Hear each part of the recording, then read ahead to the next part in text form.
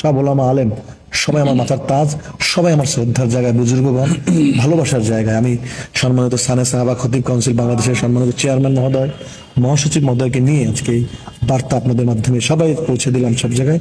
আপনারা কখনোই এই ভুল ব্যাখ্যায় যাবেন না, আমাকে ভুল বুঝবেন না। আমি আপনাদের স্নেহের ভালোবাসার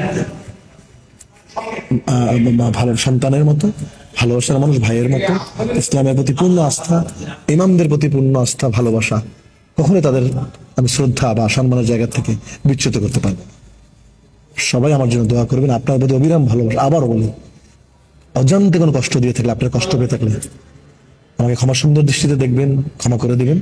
এবং ইসলাম হচ্ছে শান্তির জায়গা, সমৃদ্ধির জায়গা। আমরা সেই ইসলামের পথে থাকতে চাই, ইমাম সাহাবাদের সাথে নিয়ে, আলেম ওলামাদের সাথে নিয়ে এক কাতারে পথ চলতে চাই। হুজুর কিছু বলবেন এখন আমাদের চেয়ারম্যান সাহেব। আসসালামু আলাইকুম ওয়া রাহমাতুল্লাহি ওয়া বারাকাতুহু। সম্মানিত দর্শক, যারা দেশের বাইরে থেকে দেখছেন, সকলকে খতিবদের জাতীয় স্বেচ্ছাসেবী সংগঠন শাহানে সাহাবা খতিব কাউন্সিল বাংলাদেশের পক্ষ থেকে আন্তরিক অভিনন্দন। আমরা এই মুহূর্তে হোটেল সোনারগাঁ থেকে আপনাদের সাথে সম্পৃক্ত হয়েছি। তিনার অবস্থান থেকে সম্মানিত, আমরা আমাদের অবস্থান থেকে আপনাদের কাছে পরিচিত, সম্মানিত। তিনি ইমামদেরকে নিয়ে একটি বিষয়ে মন্তব্য করেছেন, সেটা ফেসবুক সোশ্যাল মিডিয়াতে ভাইরাল হবার পর দেশ বিদেশ থেকে প্রচুর মানুষ, আলেম ওলামা, বিভিন্ন শ্রেণী পেশার মানুষ আমাদের সাথে যোগাযোগ করেছেন, আমাদেরকে প্রেশার ক্রিয়েট করেছেন এই বিষয়ে আমাদের পদক্ষেপ কি। অনেকে এখানে আমাদেরকে এমন পর্যন্ত বলেছেন যে টাকা পয়সা লাগলে আমরা দিচ্ছি, আপনারা মামলায় যাচ্ছেন না কেন, মামলা করে দেন, 64 জেলায় 64টি মামলা করেন। এরকম বহু মেসেজ, বহু মানে বিভিন্ন সোর্স থেকে আমাদেরকে এসেছে। কিন্তু আমরা, আপনারা জানেন, আমরা এই সংগঠনটি করেছি ইমামরা, বাংলাদেশের 50,000 প্লাস ইমামরা আমরা একসাথে সংঘবদ্ধ, খতিবরা। তো আমরা শুরু থেকেই কিন্তু প্রশাসন, রাষ্ট্রের সাথে সংশ্লিষ্ট থেকে কাজ করে যাচ্ছি। অর্থাৎ যে কোনো সময় মসজিদ, ইমাম এই কেন্দ্রিক যদি কোনো দুর্ঘটনা ঘটে অথবা যে কোনো ভাবে যদি অশান্ত পরিবেশ সৃষ্টি হয়, তখন আমরা যেটা করি সেটা হলো এই অসংলগ্ন অশান্ত পরিবেশকে শান্তিময় করবার জন্য আমরা সবসময় উদ্যোগ গ্রহণ করেছি বিগত দিনে। এবং জনাব জায়েদ খান সাহেবের এই বিষয়েও আমরা সেম মানে পন্থা অবলম্বন করেছি। আমরা মনে করি তিনি একজন মুসলমান, তিনার আব্বা মুসলমান, মা মুসলমান, তিনি মুসলমানের সন্তান। তো তিনি যেভাবেই হোক, তিনি যেভাবেই বলে থাকেন, আমরা কোনো ব্যাখ্যায় যেতে চাই না। আমরা জায়েদ ভাইকে রিকোয়েস্ট করেছি, যেহেতু আপনি আলেমদেরকে শ্রদ্ধা করেন, আপনার বক্তব্যে ফুটে এসেছে সেটা ইসলাম, আলেম ওলামা, মসজিদ মাদ্রাসার প্রতি আপনার রেসপেক্টেড একটা পজিশন আছে, আমরা বুঝতে পেরেছি। সেজন্য আমরা তার সাথে আজকে বসেছি হোটেল সোনারগাঁতে। এবং তিনি এখানে সুস্পষ্টভাবে বলেছেন তিনি ওলামায়ে কেরামকে সবসময় শ্রদ্ধার সাথে দেখেছেন এবং আগামীতেও দেখবেন। এবং তিনি যেই কথা বলেছেন, তিনি বলেছেন এটি ফাইলে আছে, তিনি এভাবে বলেননি। তারপরেও তিনি কোনো ধরনের বিতর্কে যেতে না চেয়ে তিনি বলেছেন, আমি ইমামরা আমার সম্মানের জায়গা, ইমামদেরকে আমি যদি কোনো আঘাত দিয়ে থাকি আমি নিঃশর্তভাবে ক্ষমা প্রার্থী। ব্যাস এটাই হচ্ছে আমাদের আজকে চূড়ান্ত বার্তা। তো আমরা আশা করছি আমাদের জাতীয় খতিব সংগঠন, আপনারা জানেন বাংলাদেশের একমাত্র খতিব সংগঠন এটার পক্ষ থেকে আপনাদের কাছে বিনীত অনুরোধ করব, আপনারা এই বিষয়ে অন্তত ওনাকে অপরচুনিটি দিবেন আগামী দিনে, যেন উনি ইমামদেরকে নিয়ে, আলেমদেরকে নিয়ে সামনে চলতে পারেন। তো এই বিষয়ে জায়েদ ভাইয়ের কাছে আমার একটি প্রশ্ন আছে, সেটি হচ্ছে আগামী নেক্সট ফিউচারে, আগামী দিনগুলোতে আপনি এমন কিছু কর্মকাণ্ড করে দেখাতে পারবেন কি, যাতে করে আলেমদের মনে, ইমামদের মনে যে ব্যথা কিছুটা লেগেছিল সেটি প্রশমিত হয়ে যায়? ধন্যবাদ হুজুর। আমি তো অলরেডি ইমামদের আলেমদের সম্মানে কাজ করি, বিকজ আমি ধরেন মসজিদের সেবা করি, মাদ্রাসার সেবা করি। আমার বাবা যে মসজিদ করে গিয়েছেন, মাদ্রাসা করে গিয়েছেন, সেখানে যে কোনো মসজিদের জন্য আমার কাছে সহায়তা চাইলেই আমি কিন্তু করি।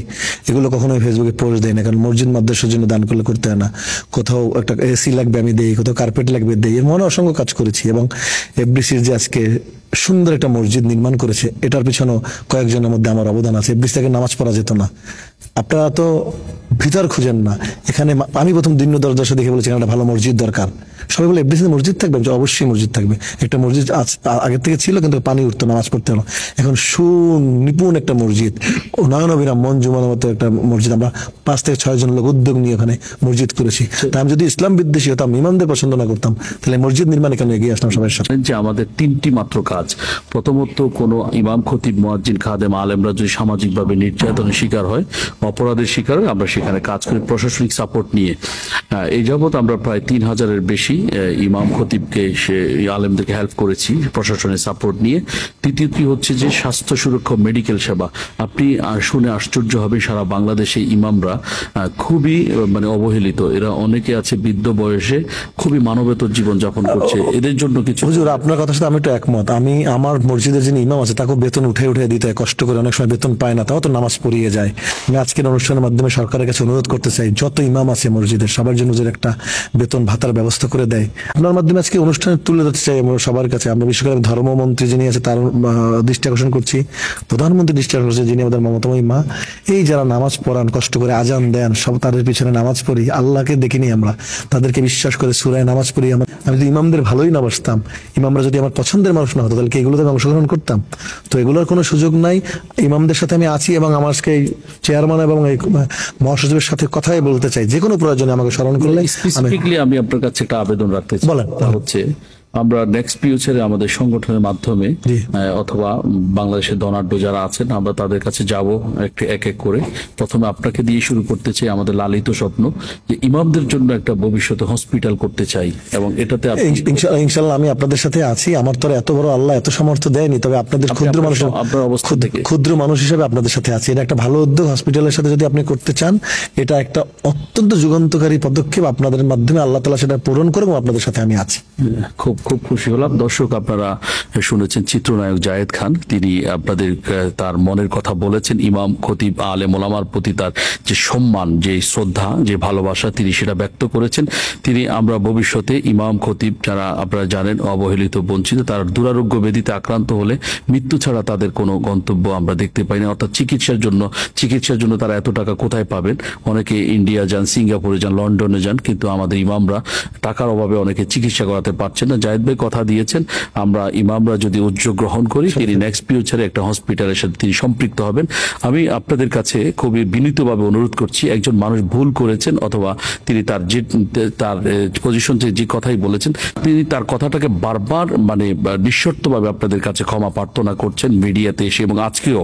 তো আজকের পর থেকে চূড়ান্ত বার্তা তিনি দিয়েছেন, তিনি আল্লাহর কাছে ক্ষমা চাইলেও তো আল্লাহ ক্ষমা করে দেন। সেখানে তিনি মানুষ হিসেবে তিনি বারবার এসে বলছেন তার পজিশন থেকে। আশা করছি আপনারা প্রত্যেকে এই বিষয়টিকে ক্ষমা সুন্দর দৃষ্টিতে দেখবেন, এবং আপনারা প্রত্যেকে মানুষকে মানুষের মতো করে মূল্যায়ন করবেন। আশা করছি সকলে ভিডিওটি দেখে শেয়ার করে দিবেন। ধন্যবাদ সকলকে।